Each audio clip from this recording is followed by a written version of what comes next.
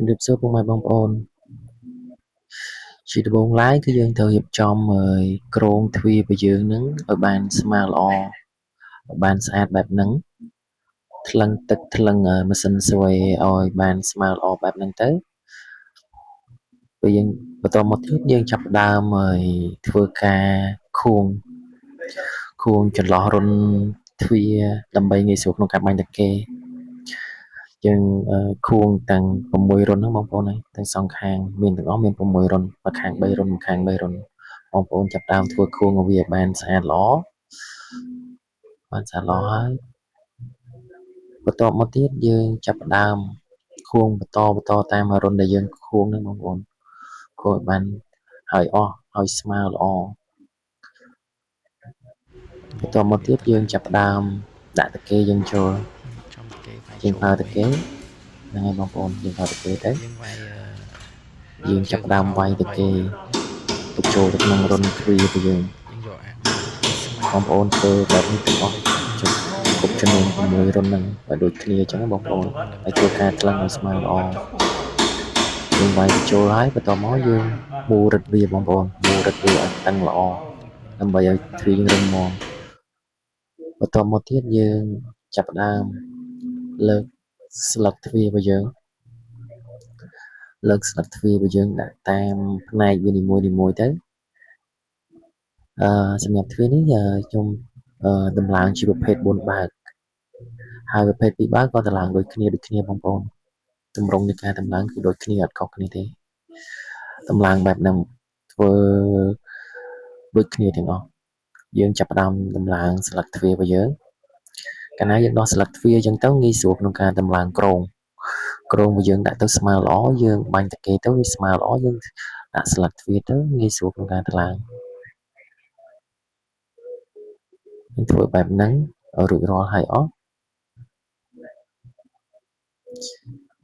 យើងដាក់ស្លឹកតូចមុនបន្តមកទៀតចាំយើងដាក់ស្លឹកធំបងប្អូនធ្វើបែបនេះគ្រប់ហ្នឹងហើយរាប់ពីយើងតម្លើងវាឲ្យស្មើល្អយើងដាក់ស្លឹកធំម្ដងធ្វើដូចគ្នាបងប្អូនតម្លើងកាលណាយើងតម្លើងគ្រោងល្អស្មើល្អស្លឹកទ្វារក៏ស្លើងទៅវាស្មើល្អដូចគ្នាដែរបងប្អូនងាយស្រួលតម្លើងទៅបងប្អូនកាលណាយើងតម្លើងគ្រោងវាបានល្អស្លឹកទ្វារក៏ងាយស្រួលក្នុងការតម្លើងហើយងាយស្រួលក្នុងការបិទបើកផងដែរពេលយើងតម្លើងអានឹងរួចរាល់អស់យើងចាប់ផ្ដើមតម្លើងដៃសោនេះរបៀបតម្លើងដៃសោបងប្អូនយើងចាប់ដើមតម្លើងដៃសោដើម្បីងាយស្រួលក្នុងការឡក់យើងតម្លើងដៃសោឲ្យហើយទៅងាយស្រួលនេះរបៀបតម្លើងដៃសោនេះកន្លែងចាក់សោ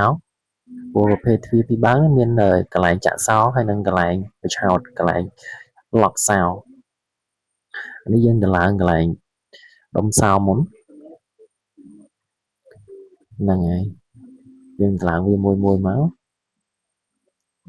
យើងដាក់តំណប់នោះយើងចង់ដាក់តំណប់ក្បានយើងមិនដាក់តំណប់ក្បានទេបងប្អូនអាស្រ័យលើបងប្អូនស្រឡាញ់អញ្ចឹងចង់ដាក់តំណប់ក្បានមិនដាក់តំណប់ក្បានដែរអាហ្នឹងអត់ជាបញ្ហាទេយើងចាប់ផ្ដើមតម្លើងអាហ្នឹងហើយដើម្បីងាយស្រួលក្នុងការឡក់បិទបើកសេរីទ្វារយើងឲ្យស្រួលក្នុងការបិទបើកកាលណាយើងសេរីអាហ្នឹងស្រួលទៅងាយស្រួលក្នុងការបិទបើកទ្វាររបស់យើងចេញចូលហ្នឹងហើយយើងចាប់ផ្ដើមសេរីដៃវាសេរីទៅអូខេដាក់ចូលតាមចំណុចវានោះយើងសេរីកន្លែងឡក់ខាងក្រោមនឹងគេឡក់ខាងក្រោមឡក់លើឡក់ក្រោមនេះខាងឡក់ខាងក្រោមដាក់ចូលមកតទៅទៀតយើងមកខ្ចៅវាពីលើក្រោមហ្នឹងគេហៅខ្ចៅ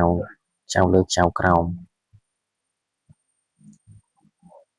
បងប្អូនហើយមូលតាមហ្នឹងទៅយើងឆ្កឹះមូលវាទៅណែធ្វើតាមគេបែបហ្នឹងទៅយើងស្រីទៅយើងចាប់ផ្ដើមឲ្យចូលទាំងញ៉ាំវាយើងមូលភ្ជាប់វាទៅខាងក្រោមក៏ដូចគ្នាយើងមូលឲ្យជាប់មួយសិនហើយចាំយើងមូលមកកបទៀតហ្នឹងហើយ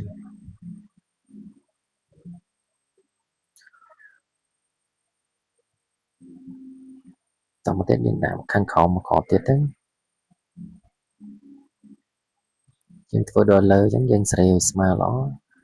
តែយើងស្រីស្មើល្អយើងងាយស្រួលក្នុងការមូបខ្ចៅដូចគ្នាបងប្អូនដែលយើងមូបបែបហ្នឹង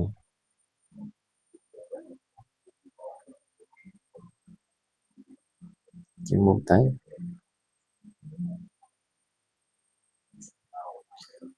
ហើយសម្រាប់ទ្វារខាងដៃខាងនោះក៏យើងធ្វើការតម្លើងដូចគ្នាចឹងដែរដៃខាងនោះយើងអត់ត្រូវការប្រើខ្ចៅនេះទេយើងប្រើតែដៃសងខាងដើម្បីមូបភ្ជាប់វាទេអត់លំបាកទេខាងនោះយើងប្រើតែដៃទ្វារទេយើងមូបតែដៃទ្វារភ្ជាប់គឺហើយរួចរាល់យើងមូបភ្ជាប់វាតឹងទៅ